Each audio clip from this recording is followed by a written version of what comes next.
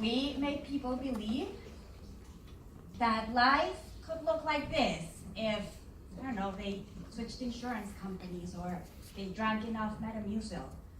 And then in comes content, and content realizes that life doesn't really look like this. Life looks more like this. And as messy as this looks, this sells because it's real and it's genuine and it's relatable. Now, I have a theory as to why this evolution happened. I think it's because the marketers of the 90s had kids. I know I have. I have 2 kids, and not only have they turned my life into a constant state of chaos, but they've been incredible teachers of marketing lessons. My son, who's no longer 10, he's 11, he is the most chill kid. He's really easygoing. And then I have Ilanit. What can I say? I think they call these types of kids high maintenance, maybe? That's just because parents are not supposed to use curse words with their kids. She's a diva, and she is a drama queen, and she gets her way. This is her when I wouldn't let her go out in 5-degree weather wearing flip-flops. So this morning as I was getting ready to come here, she taught me one of those marketing lessons. I was getting dressed, and I started to think about what I would give the kids for breakfast, which typically just constitutes whatever you can grab on the way out. And I remember we only had 1 waffle left, a very popular choice by us. So I figured I would do what any sensible parent with 2 kids and 1 waffle would do. I dash to the kitchen, shove it in my mouth before they showed up. Right? You've done it. But by the time I got to the kitchen, Natan was eating the waffle and Eleni was crying. So I started to convince her to eat anything else. There's cereal, there's yogurt. I said I had this presentation that I needed to get to. I was speaking today, and I just needed to go. Just eat anything or you'll go hungry. But she really wasn't buying it. And then I realized why she wasn't buying it. And it's because I was pushing my agenda. I was gonna be late. I wasn't being clear about what was in it for her. And she's no different than our customers are. If you are not genuine and relatable, and you don't put the what's in it for them up front, but you just push your products and services, they won't be buying. Today, as marketers, we're really challenged by the amount of information that's available on the internet. Our customers can pretty much make a decision about whether to buy your product or not before they even reach out to your company. So because of that, because of the amount of information that's out there, your marketing campaigns or your marketing funnels are pretty much in their hands. So you have to make sure that the content that you're putting out there is guiding them towards your product and not away from your product. Now, how do you do that? You do that with customer-centric content strategies. There was a recent study done by Nielsen that says that 90% of people will take a recommendation from someone they know, and 70% of people will take a recommendation from someone they don't even know. So you leverage that by establishing what a lot of companies, mainly in the B2B sector, although not only, have been starting to call customer reference or customer evidence programs. And that's what I'm going to talk to you about today. So a customer reference program is a tool within your content strategy that is great for your mid-stage and end stage of the funnel. So not so much for awareness, but yes, consideration and purchase. And it's a tool that your salespeople will use to show proof of success in front of other customers. They're doing it today already. Your salespeople are telling other customers that customer A or B have had success in their products. Now, what a customer reference program does is that it makes it systematical. So why should you establish a customer reference program? There's many reasons why. The top 3 is one of them. The first one, because there's nobody that knows best how to interact with your company than your customers.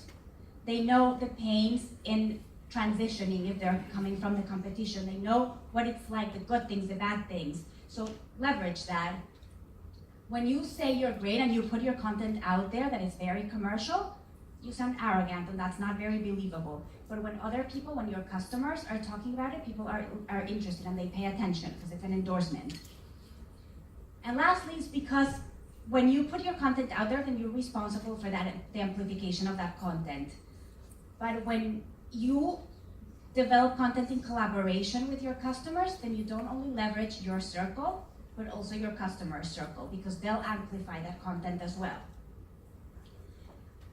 Now, I told you already that your salespeople are already using customer references, but they're not doing it in a professional and structured manner. So they're spending a lot of time figuring out which customers to put up front as examples of success. When you have a customer reference program, then your salespeople will spend less time searching for references and more time selling. They won't overuse or underuse certain references.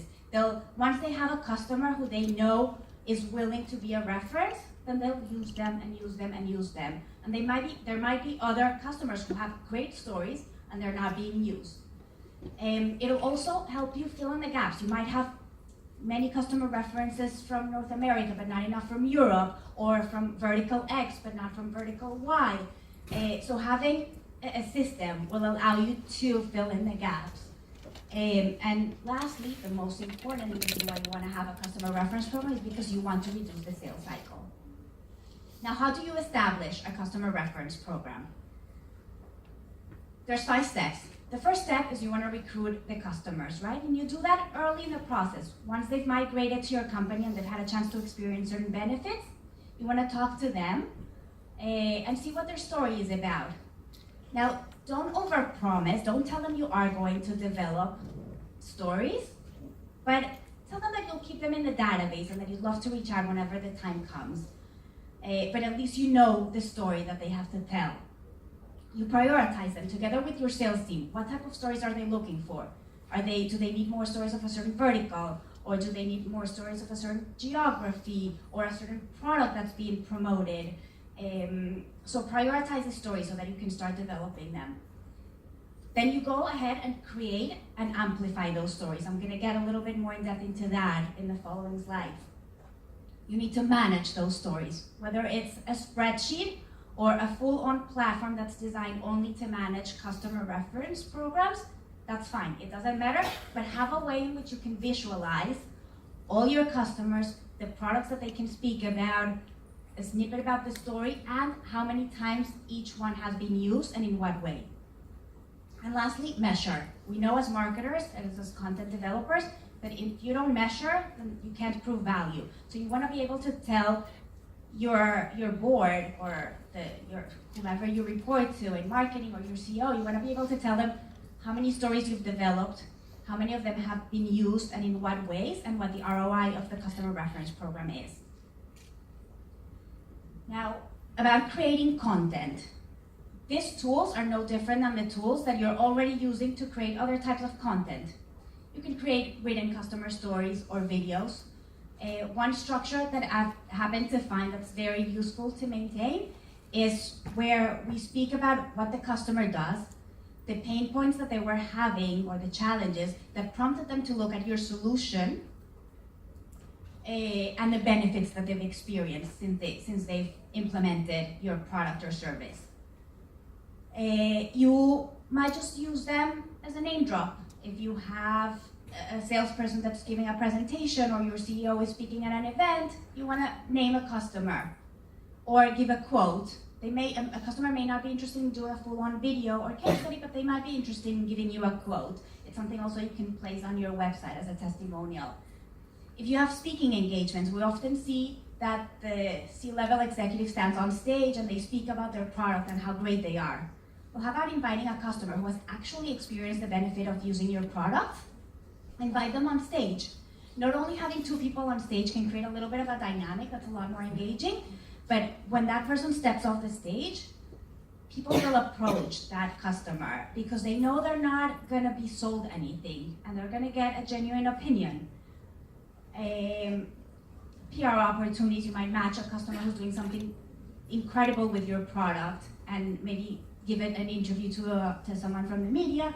If you do webinars, a lot of the product managers in your company are giving webinars.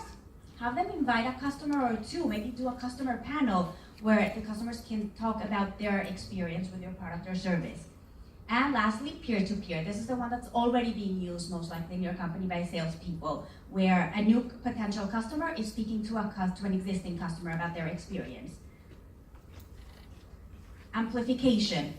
Again, same channels that you're already using, like your social media networks and your website and your blog.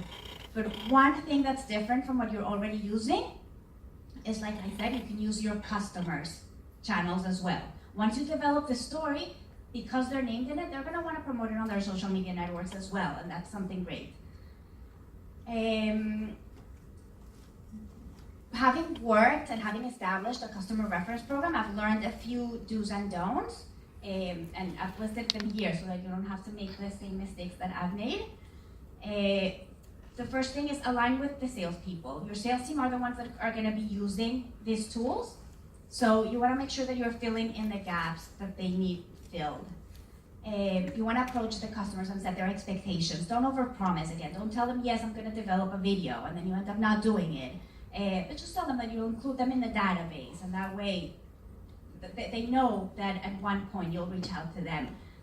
Understand why would they want to do this? What's in it for them? Remember that?